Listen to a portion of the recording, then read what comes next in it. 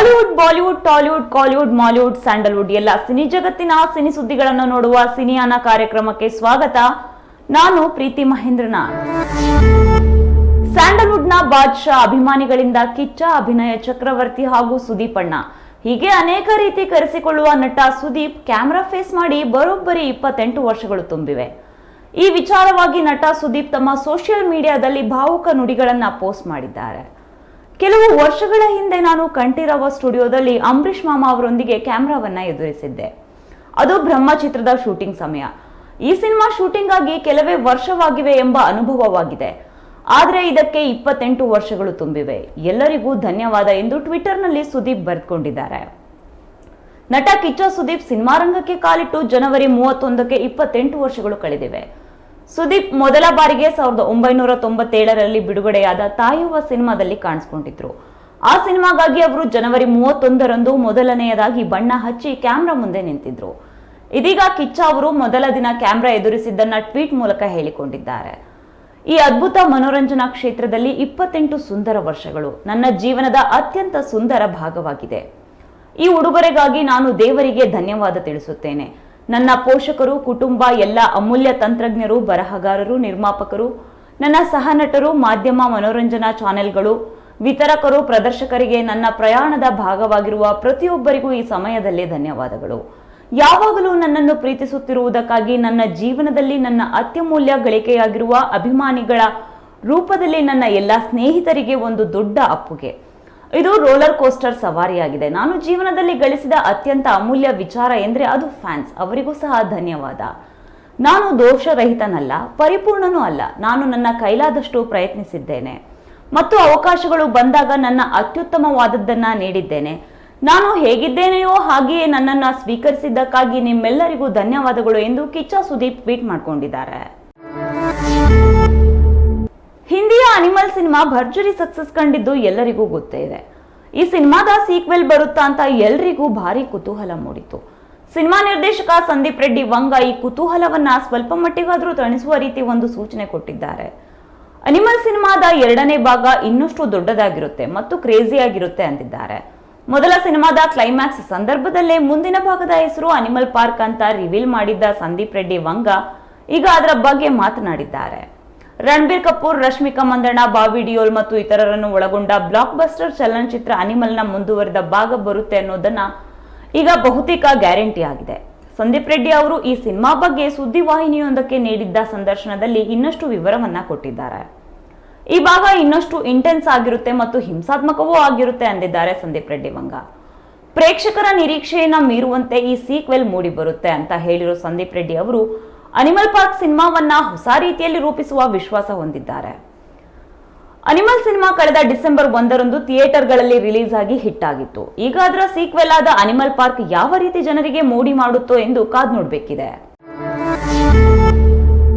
Netflix ಗಾಗಿ ಸಂಜಯ್ ಲೀಲಾ ಬನ್ಸಾಲಿ ನಿರ್ದೇಶನ ಮಾಡ್ತಾ ಇರೋ ಸೀರಿಯಲ್ ಹೀರಾಮಂಡಿ ಅಂದ್ರೆ ಡೈಮಂಡ್ ಬಜಾರ್, ವಜ್ರದ ಮಾರುಕಟ್ಟೆ, ಇದರ ಫಸ್ಟ್ ಲುಕ್ ಈಗ ಬಿಡುಗಡೆಯಾಗಿದೆ. ಇದೇ ವರ್ಷ ಪ್ರಸಾರ ಆಗಲಿರೋ ಈ ವೆಬ್ ಸರಣಿಯ ಫಸ್ಟ್ ಲುಕ್ ಒಂದಾನೊಂದು ಕಾಲದಲ್ಲಿ ವೇಶ್ಯೆಯರು ರಾಜ ಮಹಾರಾಜರ ಸ್ಥಾನಮಾನ ಹೊಂದಿದ್ದ ಆಕರ್ಷಕ ಪ್ರಪಂಚದ ಚಿತ್ರಣ ನೀಡ್ತಾ ಇದೆ. ಈ ಸರಣಿಯ ಕಥಾಹಂದರವು ಹೀರಾಮಂಡಿಯಲ್ಲಿನ ಅಧಿಕಾರಕ್ಕಾಗಿ ನಡೆಯುವ ಸಂಘರ್ಷ ಕಾಲದಲ್ಲಿ ಸಂಭವಿಸುವ ಪ್ರೀತಿ ಮತ್ತು ಉತ್ತರಾಧಿಕಾರ ಪ್ರಶ್ನೆಗಳು ಇತ್ಯಾದಿ ವಿಷಯಗಳ ಸುತ್ತುತ್ತದೆ.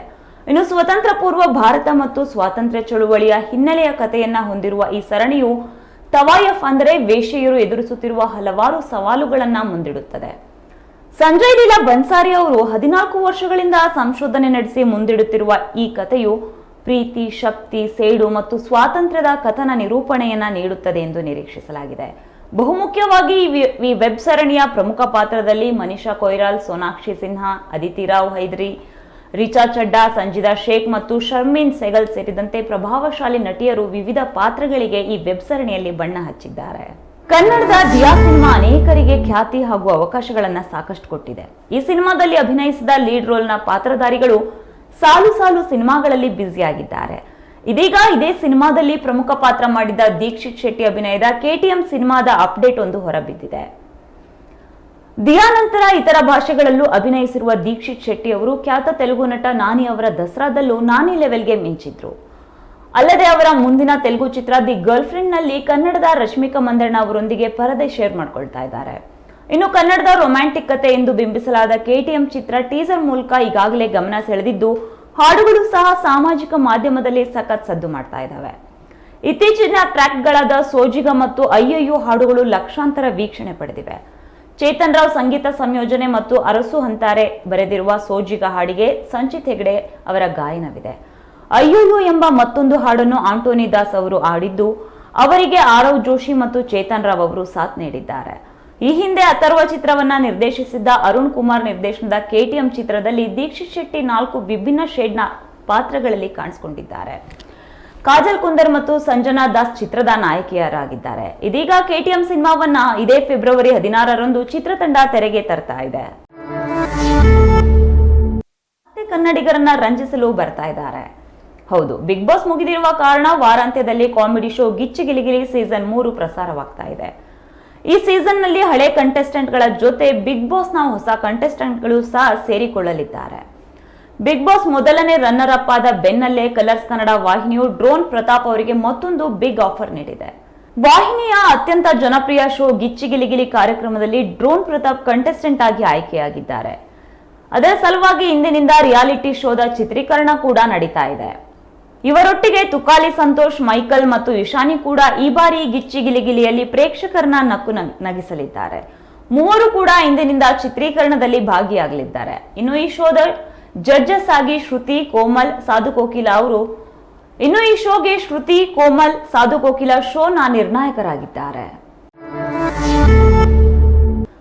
ಸೌತ್ ಬ್ಯೂಟಿ ಸಮಂತಾ ಹಲವಾರು ಹರ್ಡಲ್ಸ್ ಗಳನ್ನ ಎದುರಿಸುತ್ತಿರುವುದು ಗೊತ್ತೇ ಇದೆ. ವೈಯಕ್ತಿಕ ಬದುಕು ಒಂದು ಕಾರಣವಾದ್ರೆ ಮತ್ತೊಂದು ಆರೋಗ್ಯದ ಸಮಸ್ಯೆ. ಮಯೋಸಿಟಿಸ್ ಕಾಯಿಲೆಯಿಂದ ಬಳಲುತ್ತಿದ್ದ ನಟಿ ಅದರ ಚಿಕಿತ್ಸೆಗಾಗಿ ಹಲವಾರು ದೇಶಗಳಿಗೆ ಹಾರಿ ಟ್ರೀಟ್ಮೆಂಟ್ ತೆಗೆದುಕೊಳ್ತಾ ಇದ್ದಾರೆ. ಇದರ ನಡುವೆಯೇ ಶೂಟಿಂಗ್ ಕೆಲಸದಲ್ಲೂ ನಟಿ ಬ್ಯುಸಿ ಆಗಿದ್ರು. ಇನ್ನೇನು ಸಮಂತಾ ಕರಿಯರ್ ಮುಗೀತು, ಅವರು ಕಮ್ಬ್ಯಾಕ್ ಮಾಡೋದಿಲ್ಲ ಎಂದು ಅದೆಷ್ಟೋ ಜನ ಮಾತನಾಡ್ಕೊಂಡಿದ್ರು.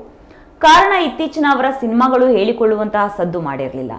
ಸದ್ಯ ನಟಿ ಸಿಟಾಡೆಲ್ ವೆಬ್ ಸೀರೀಸ್ ನ ಶೂಟಿಂಗ್ ಮುಗಿಸುವ ಹಂತದಲ್ಲಿದ್ದು ಡಬ್ಬಿಂಗ್ ಕಾರ್ಯಗಳನ್ನ ನಡೆಸ್ತಾ ಇದ್ದಾರೆ. ಈ ವೇಳೆ ನಟಿ ತಮ್ಮ ಸೋಷಿಯಲ್ ಮೀಡಿಯಾದಲ್ಲಿ ಕೆಲವು ಸಾಲುಗಳನ್ನ ಬರೆದುಕೊಂಡಿದ್ದಾರೆ. ಈಗಾಗಲೇ ಸರಣಿಯ ಕೆಲವು ದೃಶ್ಯಗಳನ್ನ ನೋಡಿದ್ದೇನೆ, ಅದ್ಭುತವಾಗಿದೆ. 22 ತಿಂಗಳ ಕಷ್ಟ ಕಾಣುತ್ತಿದೆ. ಜನರು ಗೆಲ್ಲಿಸುತ್ತಾರೆ ಎನ್ನುವ ವಿಶ್ವಾಸವೂ ಇದೆ, ಹೀಗಂತ ಸಮಂತಾ ಬರೆದುಕೊಂಡಿದ್ದಾರೆ. ಈಗಾಗಲೇ ಸಿಟಾಡೆಲ್ ಸೀರೀಸ್ ಮುಗಿದಿದೆ. ಡಬ್ಬಿಂಗ್ ಕೆಲಸ ನಡೀತಾ ಇದ್ದು ಬಾಲಿವುಡ್ ಹೀರೋ ವರುಣ್ ಧವನ್ ಜೊತೆ ಸಮಂತಾ ಕೈ ಜೋಡಿಸಿದ್ದಾರೆ. ಫ್ಯಾಮಿಲಿ ಮ್ಯಾನ್ ಸರಣಿ ನಿರ್ದೇಶಿಸಿದ್ದ DK ಸಿಟಾಡೆಲ್ ನ ಸಾರಥಿ. ಇನ್ನು ಇದು ಹಾಲಿವುಡ್ ನ ವೆಬ್ ಸರಣಿಯ ಹಿಂದಿ ರಿಮೇಕ್ ಆಗಿದೆ.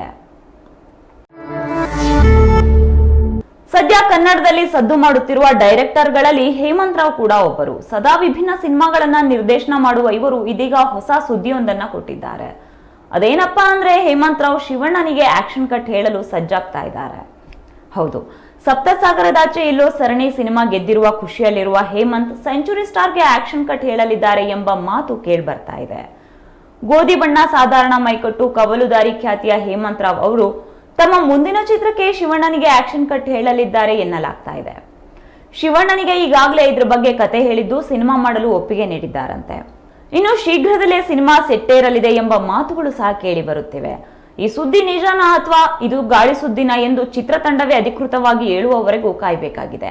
ಇನ್ನು ಜೈಲರ್ ಸಕ್ಸಸ್ ನಂತರ ಶಿವಣ್ಣ ಮತ್ತಷ್ಟು ಬ್ಯುಸಿಯಾಗಿದ್ದಾರೆ. ಭೈರತಿ ರಣಗಲ್, ಕರಟಕ ದಮನಕ, ಗೋಸ್ಟ್ 2, ರಾಮ್ ಚರಣ್ ಜೊತೆಗಿನ ಹೊಸ ಸಿನಿಮಾದಲ್ಲಿ ಸಹ ಶಿವಣ್ಣ ನಟಿಸ್ತಾ ಇದ್ದಾರೆ. ಈ ಪ್ರಾಜೆಕ್ಟ್ ಗಳ ನಡುವೆ ಹೇಮಂತ್ ರಾವ್ ಜೊತೆ ಸಿನಿಮಾ ಮಾಡಬೇಕಾಗಿದೆ. ಒಟ್ಟಿನಲ್ಲಿ ಈ ಇಬ್ಬರ ಕಾಂಬಿನೇಷನ್ ಆದಷ್ಟು ಬೇಗ ಒಟ್ಟಿಗೆ ಕೆಲಸ ಮಾಡಲಿ ಎಂಬುದು ಅಭಿಮಾನಿಗಳ ಆಶಯವಾಗಿದೆ. ಸಲಾರ್ ಸಿನಿಮಾ ಗೆದ್ದಿರುವ ಖುಷಿಯಲ್ಲಿರುವ ನಟ ಪ್ರಭಾಸ್ ಸದ್ಯ 2 ತಿಂಗಳ ಮಟ್ಟಿಗೆ ರೆಸ್ಟ್ ಮಾಡಲಿದ್ದಾರೆ. ಅದು ಸಹ ವಿಶೇಷ ಕಾರಣಕ್ಕಾಗಿ. ಸಾಲು ಸಾಲು ಸಿನಿಮಾ ಸೋಲುಗಳಿಂದ ಕಂಗೆಟ್ಟಿದ್ದ ಪ್ರಭಾಸ್ಗೆ ಕನ್ನಡಿಗ ಪ್ರಶಾಂತ್ ನೀಲ್ ನಿರ್ದೇಶನ ಮಾಡಿದ ಸಲಾರ್ ಸಿನಿಮಾ ಕೈ ಹಿಡಿದಿದೆ. ಬಾಹುಬಲಿ ಸಿನಿಮಾ ನಂತರ ಪ್ರಭಾಸ್ ನಟಿಸಿದ 3 ಸಿನಿಮಾಗಳು ಹೇಳಿಕೊಳ್ಳುವಂತಹ ಸದ್ದು ಮಾಡಿರಲಿಲ್ಲ. ಅಷ್ಟೇ ಅಲ್ಲದೆ ಈ ಸಿನಿಮಾಗಳಿಂದ ಸಾಕಷ್ಟು ಟೀಕೆಗಳನ್ನ ಪ್ರಭಾಸ್ ಎದುರಿಸಬೇಕಾಯಿತು. ಇನ್ನೇನು ಪ್ರಭಾಸ್ ಸಿನಿ ಕರಿಯರ್ ಮುಗಿದೇ ಬಿಡ್ತು ಎಂದು ಎಷ್ಟೋ ಜನ ಮಾತನಾಡಿಕೊಂಡಿದ್ದು ಇದೆ. ಆದ್ರೆ ಪ್ರಭಾಸ್ ಪ್ರಶಾಂತ್ ನೀಲ್ ಅವರ ಸಲಾರ್ ಸಿನಿಮಾದ ಮೇಲೆ ನಂಬಿಕೆ ಇಟ್ಟು ಗೆದ್ದಿದ್ದಾರೆ. ಸದ್ಯ ಈ ಸಿನಿಮಾ ಬರೋಬ್ಬರಿ 700 ಕೋಟಿ ಗಳಿಕೆ ಮಾಡಿದೆ. ಸಲಾರ್ ಗೆಲುವಿನ ಖುಷಿಯಲ್ಲಿರುವ ದೇವಾ ಅಲಿಯಾಸ್ ಪ್ರಭಾಸ್ ಯುರೋಪ್ ಪ್ರವಾಸದಲ್ಲಿದ್ದಾರೆ. ಅದು ಸಹ ಮೋಜು ಮಸ್ತಿಗಾಗಿ ಅಲ್ಲ, ಸರ್ಜರಿಗಾಗಿ. ಡಾರ್ಲಿಂಗ್ ಪ್ರಭಾಸ್ ವಿದೇಶಕ್ಕೆ ಸರ್ಜರಿಗಾಗಿ ಹಾರಲಿದ್ದಾರೆ. 2 ತಿಂಗಳ ನಂತರ ಮತ್ತೆ ಕಲ್ಕಿ ಹಾಗೂ ರಾಜಾ ಸಾಬ್ ಸಿನಿಮಾದ ಶೂಟಿಂಗ್ಗೆ ಹಾಜರಾಗಲಿದ್ದಾರೆ ಎಂದು ತಿಳಿದು ಬಂದಿದೆ. ಕಾಲಿವುಡ್ನ ನಟ ಧನುಷ್ ಸದಾ ತಮ್ಮನ್ನು ವಿಭಿನ್ನ ಪಾತ್ರಗಳಲ್ಲಿ ತೊಡಗಿಸಿಕೊಳ್ತಾರೆ. ಯಾವುದೇ ರೀತಿಯ ಪಾತ್ರ ಮಾಡಲು ಅವರು ಹಿಂಜರಿಯದ ನಟ. ಈಗ ಭಿಕ್ಷುಕನಾಗಿ ತಿರುಪತಿಯ ಬೀದಿಯಲ್ಲಿ ಅಲಿತಾ ಇದ್ದಾರೆ. ಹೌದು, ರಸ್ತೆ ತುಂಬಾ ಜನರು. ತಿರುಪತಿ ತಿಮ್ಮಪ್ಪನ ದರ್ಶನಕ್ಕೆ ಹೋಗುತ್ತಿದ್ದವರೆಲ್ಲ ಟ್ರಾಫಿಕ್ ಜಾಮ್ನಿಂದ ಪರದಾಡಬೇಕಾಗಿದೆ. ಇದಕ್ಕೆ ಕಾರಣ ಭಿಕ್ಷುಕನಂತೆ ಬೀದಿ ಬದಿಯಲ್ಲಿ ಅಲಿಯುತ್ತಿದ್ದ ತಮಿಳಿನ ಖ್ಯಾತ ನಟ ಧನುಷ್. ಅವರ ನಟನೆಯ 51ನೇ ಸಿನಿಮಾ ತಿರುಪತಿಯಲ್ಲಿ ನಡೆಯುತ್ತಿದ್ದು, ಭಿಕ್ಷುಕನಂತೆ ಕಾಣುತ್ತಿದ್ದ ದೃಶ್ಯವನ್ನ ಬೀದಿಯಲ್ಲಿ ಸೆರೆ ಹಿಡಿಯಲಾಗಿದೆ. ಬೀದಿಯಲ್ಲಿ ಚಿತ್ರೀಕರಣ ಮಾಡುತ್ತಿದ್ದರಿಂದ ವಾಹನ ಸವಾರರಿಗೆ ಕಿರಿಕಿರಿ ಅನುಭವ ಆಗಿದೆ. ಈ ಸಮಯದಲ್ಲಿ ಪೊಲೀಸರು ಶೂಟಿಂಗ್ನ ನಿಲ್ಲಿಸುವಂತೆ ಸೂಚನೆ ಕೊಟ್ಟಿದ್ದಾರೆ. ಇಷ್ಟೆಲ್ಲ ನಡೆದರೂ ಚಿತ್ರೀಕರಣ ಯಶಸ್ವಿಯಾಗಿದೆ ಎಂದು ತಿಳಿದು ಬಂದಿದ್ದು, ಇದೊಂದು ಮಾಫಿಯಾ ಕಥೆಯನ್ನು ಹೊಂದಿರುವ ಸಿನಿಮಾವಾಗಿದೆ. ಕನ್ನಡದ ರಶ್ಮಿಕಾ ಮಂದಣ್ಣ ಈ ಸಿನಿಮಾದಲ್ಲಿ ನಾಯಕಿಯಾಗಿ ನಟಿಸ್ತಾ ಇದ್ದಾರೆ. ಇನ್ನು ಈ ಸಿನಿಮಾದ ಮೂಲಕ ಮತ್ತೊಂದು ತಮಿಳು ಚಿತ್ರಕ್ಕೆ ರಶ್ಮಿಕಾ ಬಣ್ಣ ಹಚ್ಚಿದ್ದಾರೆ. ತಿರುಪತಿಯಲ್ಲಿ ಶೂಟಿಂಗ್ ಮುಗಿತಾ ಇದ್ದಂತೆ ಚಿತ್ರತಂಡ ತಿರುಪತಿಯ ತಿಮ್ಮಪ್ಪನ ದರ್ಶನ ಪಡೆದುಕೊಂಡು ವಾಪಸ್ ಚೆನ್ನೈಗೆ ತೆರಳಿದೆ ಎಂದು ತಿಳಿದು ಬಂದಿದೆ. ಸದ್ಯ ಬೀದಿಯಲ್ಲಿ ಶೂಟಿಂಗ್ ಮಾಡುತ್ತಿರುವ ವಿಡಿಯೋ ಈಗ ಸಾಮಾಜಿಕ ಜಾಲತಾಣದಲ್ಲಿ ಸಖತ್ ವೈರಲ್ ಆಗಿದೆ. ಇದಿಷ್ಟು ಈ ದಿನದ ಸಿನಿ ಜಗತ್ತಿನ ಸಿನಿ ಅಪ್ಡೇಟ್ಸ್. ಮತ್ತಷ್ಟು ಸಿನಿಮಾ ಸುದ್ದಿಗಳೊಂದಿಗೆ ಮುಂದಿನ ಸಂಚಿಕೆಯಲ್ಲಿ ನಿಮ್ಮ ಮುಂದೆ ಬರ್ತೇವೆ. ಅಲ್ಲಿಯವರೆಗೂ ನೋಡ್ತಾ ಇರಿ ಕನ್ನಡ ಮೀಡಿಯಂ 24x7.